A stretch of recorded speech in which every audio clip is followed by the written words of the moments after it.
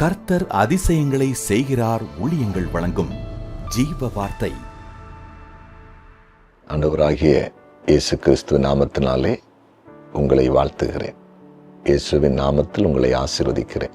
நீங்கள் கர்த்தரால் ஆசீர்வதிக்கப்பட்டு இந்த பூமியிலே பெரிய ஜாதியாவீர்கள். அநேகருக்கு நீங்கள் ஆசீர்வாதம் இருப்பீர்கள். விசுவாசிங்கள். உங்கள் துக்கத்தை ஆண்டவர் சந்தோஷமாய் மாற்றுவார். இந்த நாளிலும் ஜீவார்த்தைக்கான வசனம் சங்கீதம் 22:27.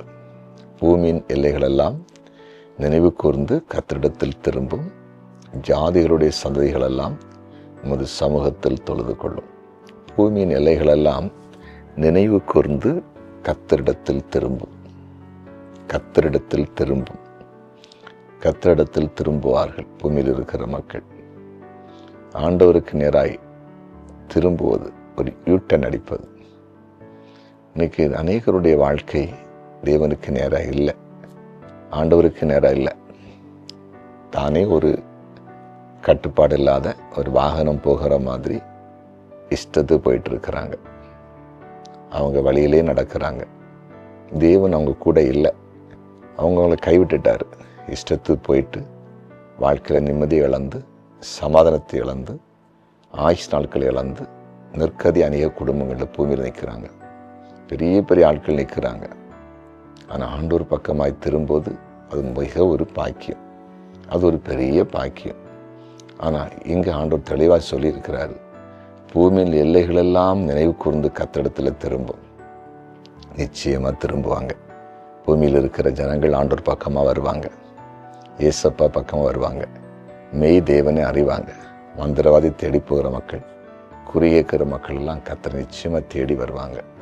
உங்கள் குடும்பத்திலையும் இதுவரையிலும் கர்த்தர் பக்கமாக திரும்பாதவங்க, கர்த்தரை தேடி வராதவங்க இது தேடி கண்டிப்பாக வருவாங்க. கண்டிப்பாக தேவன் பக்கமாக வந்தே தீரும். கர்த்தர் விடவே மாட்டார். அவர் நினைச்சாருன்னா எவ்வளோ பெரிய மனிதனையும் தேவன் பக்கமாய் திருப்பி சாட்சி வைக்க முடியும். அவர் தான் இதை செய்கிறார்.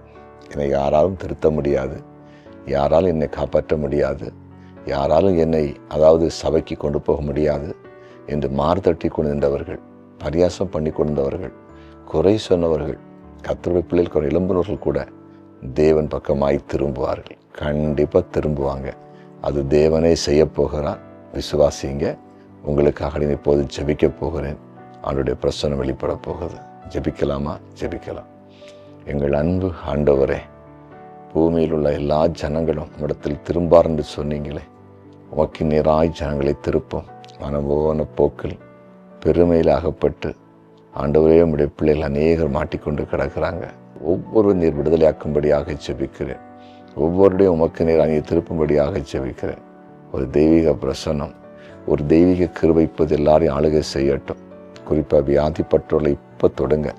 பிசாசுபடி இருக்கிற குடும்பங்கள் விடுதலையாக்கப்படட்டும். சமாதான கேடில் ஒவ்வொரு குடும்பத்தை விட்டு விலகட்டும்.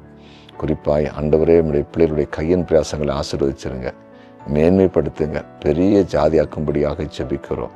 இன்றைக்கு 14 காணுகிற எல்லாரையும் ஆசீர்வதிக்கிறேன். திரும்ப நாளை காணுகிற குடும்பங்களை வாழ்த்துகிறேன்.